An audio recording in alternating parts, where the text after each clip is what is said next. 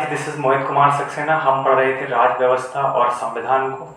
हमने अब तक देखा कैबिनेट मिशन, और कैबिनेट मिशन से पहले हम लोगों को बताया कि क्रिप्स मिशन भारत आया था, और उससे पहले अगस्त प्रस्ताव। कैबिनेट मिशन जो आया था वो 1946 में आया था, कैबिनेट मिशन 1946। तो कैबिनेट मिशन ने कुछ शर्तें बताई, जिन शर्तों से भारतीय लोग पूर्ण रूप से सहमत थे। कैबिनेट मिशन ने 389 सीट्स पर चुनाव संपादित कराए। 389 सीट जो थी उन पर चुनाव आयोजित कराए। उन 389 सीटों को जब हम क्लासिफाइड करेंगे तो उसमें से 296 सीट जो थी वो ब्रिटिश भारत प्रांत से आती थी, ब्रिटिश भारत प्रांत से। और 93 सीट जो थी वो आपकी देसी रियासतों से आती थी। 93 सीट्स जो थी वो आपकी देसी रियासतों से आती थी। देसी रियासतों से मेरा सेंस ये है जहां पर नवाब राजा महाराजाओं का शासन हुआ करता था। नवाब राजा महाराजाओं का शासन, राजा महाराजाओं का जहां शासन होता था वहां से 93 सीटों को चुनाव के लिए। तो ये जो 93 सीट्स थी, यहां से सदस्यों का मनोनयन होना था, यानी यहां से सिर्फ नॉमिनेशन होना था। इंग्लिश में कहें तो नॉमिनेटेड, या फिर हिंदी में कहें तो मनोनयन। यहां से लोगों का सिर्फ नामांकन होता और वो संविधान सभा के सदस्य के रूप में चुन लिए जाते। पर यहाँ पे इलेक्शन होना था, ये लोग इलेक्टेड होने थे, यानी यहाँ चुनाव संपादित किया गया। जो ब्रिटिश भारत प्रांत के शासन से आते थे 296 सीट्स, उनको भी दो जगह हम डिवाइड करेंगे, और यहाँ पर चुनाव होना था।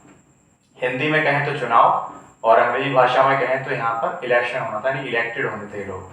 तो ये चुनकर जाने वाले 296 सीट जो थी वो ब्रिटिश भारत प्रांत से थी संविधान सभा में। 93 सीट जो थी वो देशी रियासतों से थी, जिनमें से नवाब राजा महाराजा हुआ करते थे, और उन लोगों का केवल मनोनयन होना था। तो 296 में हम देखेंगे जो 292 सदस्य या 292 सीट्स जो होंगी वो सीट्स आएंगी आपके गवर्नर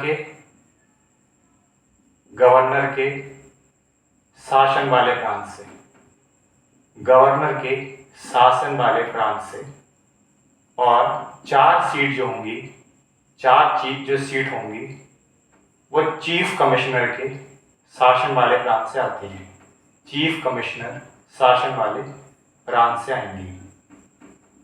इस तरीके से हमने सीट्स को क्लासिफाइड किया, और ये मोर देन इनफ है आपके लिए। जो ये फ्लो चार्ट में बना रहा हूं ये पर्याप्त है। संविधान सभा का जो प्रथम चुनाव हुआ संविधान सभा के सदस्यों के लिए, उसमें इस तरह से क्लासिफाइड किया गया कि कौन से सीट्स कहां से ली जाएंगी और कितनी ली जाएंगी। इसका जो चुनाव होता है वो चुनाव होता है जुलाई अगस्त में। चुनाव हुआ जुलाई अगस्त 1946 को, और इसका जो परिणाम यानी इसका जो रिजल्ट आता है वो आता है अक्टूबर नवंबर में। नवंबर 1946। अच्छा, इसके जो चुनाव के नतीजे आए वो बहुत ही चौंकाने वाले थे। इसके परिणाम में हमने देखा कि 296 सीट जो थी, उन 296 सीट में 208 सीट केवल कांग्रेस को 208 सीट्स मिली। कांग्रेस को 208 सीट्स मिली। 73 सीट मुस्लिम लीग को मिली। 73 सीट्स मुस्लिम लीग को मिली।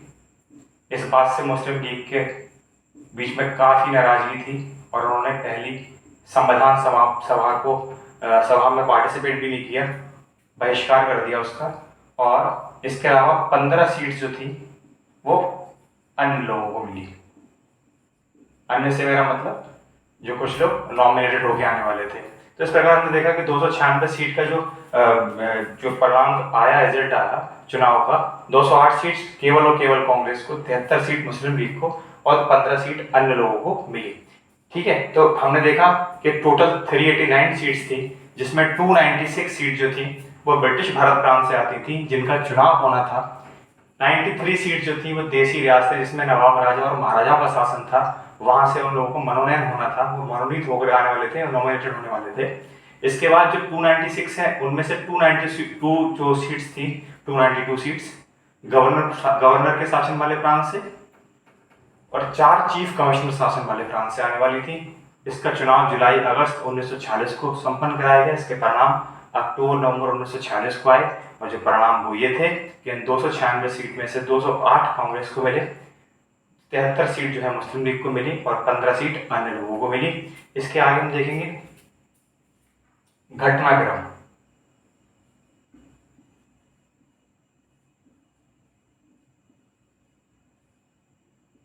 घटनाक्रम में हम देखेंगे कि संविधान सभा का गठन जो है, संविधान सभा का गठन, ये महत्वपूर्ण पॉइंट है। संविधान सभा का गठन 6 दिसंबर 1946 को, 6 दिसंबर 1946 को फ्रेंच प्रथा के अनुसार हुआ।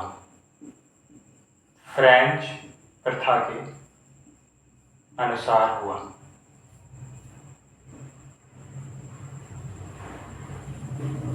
ठीक है। और इसके बाद हम आगे देखेंगे कि संविधान सभा की जो पहली बैठक हुई वो 9 दिसंबर को हुई, जिसमें आपके अस्थायी अध्यक्ष सच्चिदानंद सिन्हा को चुना गया। उसके बाद दूसरी बैठक जो हुई वो 11 दिसंबर को हुई, जिसमें स्थायी अध्यक्ष डॉक्टर राजेंद्र प्रसाद को चुना गया। इसके बाद 13 दिसंबर को बैठक हुई। इसी क्रम में हम देखेंगे इसके आगे। अच्छा, एक टोल्ड यू, घटनाक्रम में 6 दिसंबर 1946 को भारत की संविधान सभा का गठन जो हुआ वो फ्रेंच प्रथा के अनुसार हुआ। इसके बाद 9 दिसंबर 1946, 9 दिसंबर 1946, ये वो डेट है जब संविधान सभा की प्रथम मीटिंग या पहली बैठक हुई। संविधान सभा की प्रथम बैठक, संविधान सभा की जो प्रथम बैठक थी, इसमें कुल मिलाकर 211 सदस्यों ने पार्टिसिपेट किया। 211 मेंबर्स जो थे वो यहाँ उपस्थित थे। 211 सदस्यों ने भाग लिया।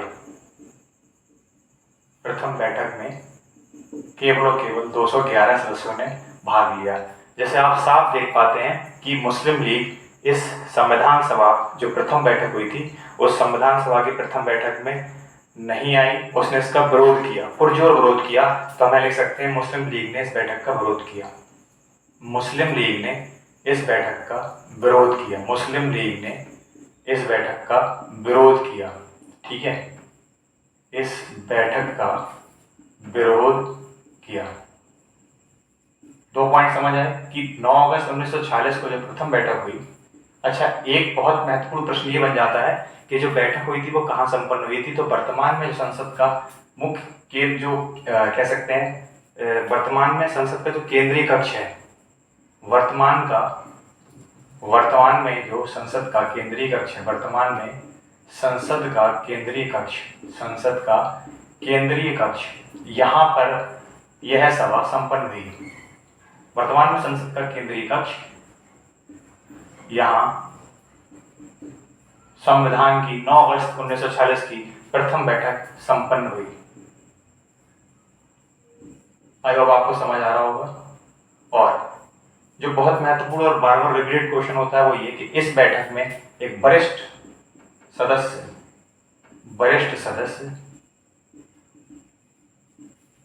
डॉक्टर सच्चिदानंद सिन्हा, इनको इस बैठक की अध्यक्षता करने का अवसर प्राप्त हुआ। तो आपको ये प्रश्न भी याद रखना है। ठीक है, वरिष्ठ सदस्य डॉक्टर सच्चिदानंद सिन्हा जो थे वो प्रथम बैठक की उन्होंने अध्यक्षता की थी, वो अध्यक्ष थे। इसी क्रम में हम देखेंगे, इसी क्रम में 11 दिसंबर 1946 ये वो तारीख थी जब संविधान सभा की द्वितीय बैठक का आयोजन हुआ। संविधान सभा की द्वितीय बैठक,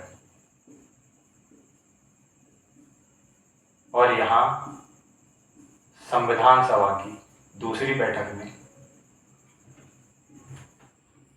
संविधान सभा का स्थायी अध्यक्ष का चुनाव हो गया और संविधान सभा के जो स्थायी अध्यक्ष थे वो थे आपके डॉक्टर राजेंद्र प्रसाद। स्थायी अध्यक्ष जो थे वो थे आपके डॉक्टर राजेंद्र प्रसाद। ये हमारे देश के प्रथम राष्ट्रपति रहे और 10 वर्षों तक ये राष्ट्रपति के पद पर आसीन थे। इसके बाद उपाध्यक्ष के रूप में एच.सी. मुखर्जी ये उपाध्यक्ष के रूप में ये संविधान सभा की बैठक के उपाध्यक्ष के रूप में। इसके अलावा संवैधानिक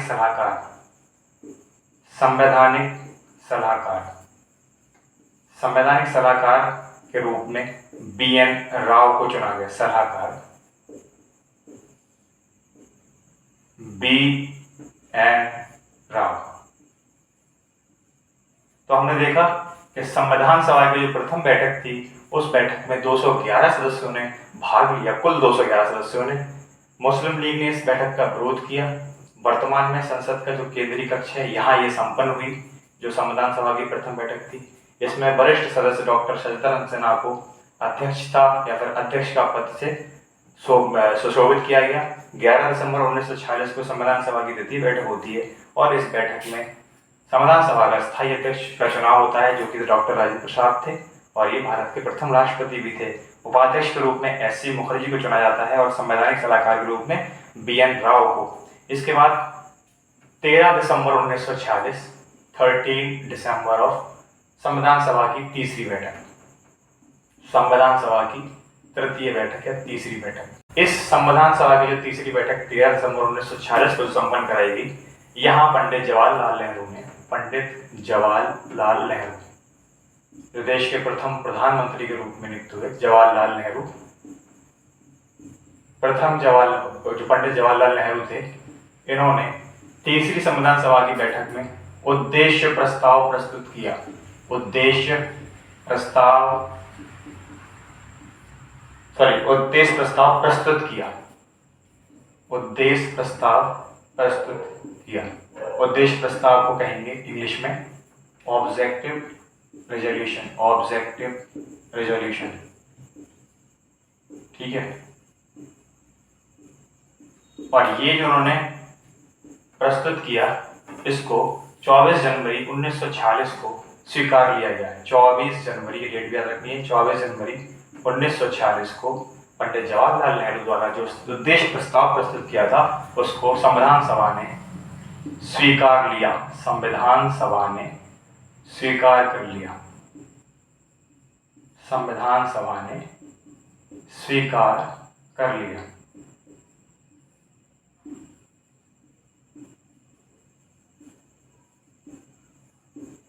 आगे देखते हैं उद्देश्य प्रस्ताव में क्या क्या बातें थी, क्या क्या फैक्ट थे, उन फैक्ट्स को देखते हैं।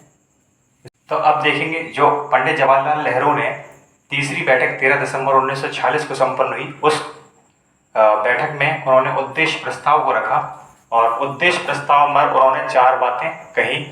उद्देश्य प्रस्ताव पर उन्होंने 4 बातें संविधान सभा के सामने प्रस्तुत की जिसको 24 जनवरी 1946 को स्वीकार लिया गया। पहली बात उन्होंने कही कि भारत या फिर अब संविधान सभा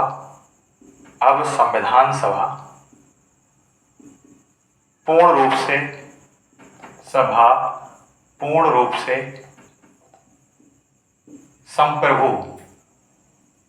संप्रभु बन गई है।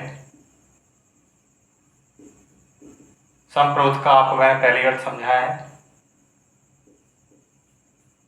दूसरा, भारतीय नागरिकों को सामाजिक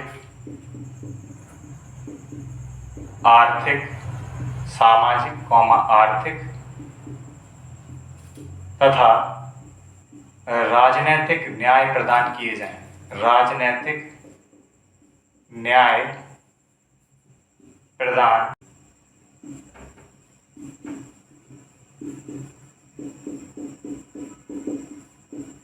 तो पॉइंट। अब संविधान सभा जो है पूर्ण रूप से संप्रभु बन गई है। कंट्रोल हमारा खुद का है, होम रूल है, हम ही लोग हैं संविधान सभा, इसमें कोई व्यवधान नहीं होगा ब्रिटिशर्स का। इसके अलावा भारतीय नागरिकों को सामाजिक, सोशली, इकोनॉमिकली और पॉलिटिकली जो जस्टिस है वो प्रदान किए जाएंगे। तीसरा महत्वपूर्ण बिंदु जो था वो था भारत के नागरिकों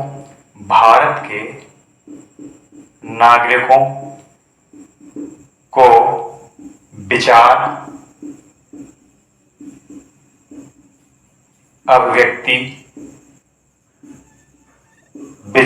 अभिव्यक्ति, विश्वास तथा धर्म आदि की स्वतंत्रता प्रदान की जाएगी।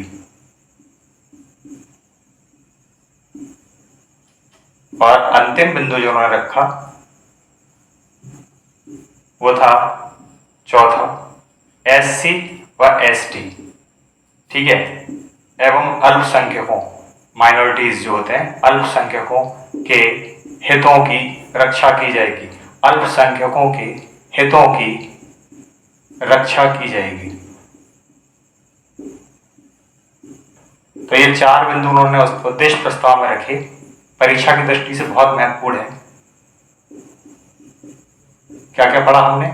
उद्देश्य प्रस्ताव का जो पहला बिंदु था वो ये था कि संविधान सभा जो है वो पूर्ण रूप से संप्रभु बन गई है। दूसरा पॉइंट था भारतीय नागरिकों को सामाजिक, आर्थिक और राजनीतिक न्याय प्रदान किए जाएंगे। तीसरा बिंदु था भारत के नागरिकों को विचार, अभिव्यक्ति, विश्वास तथा धर्म आदि की स्वतंत्रता प्रदान करी जाएगी। और SC, ST एवं जो अंतिम बिंदु था, SC, ST एवं माइनॉरिटी जो अल्पसंख्यक होते हैं उनके हितों की रक्षा की जाएगी। इसी के साथ हमने उद्देश्य प्रस्ताव पढ़ लिया और हम देखेंगे आगे समितियों के बारे में, छोटी बड़ी जितनी भी समितियां हैं हम समितियों को देखेंगे हम। तब तक के लिए इतना ही रखते हैं आज, तब तक के धन्यवाद।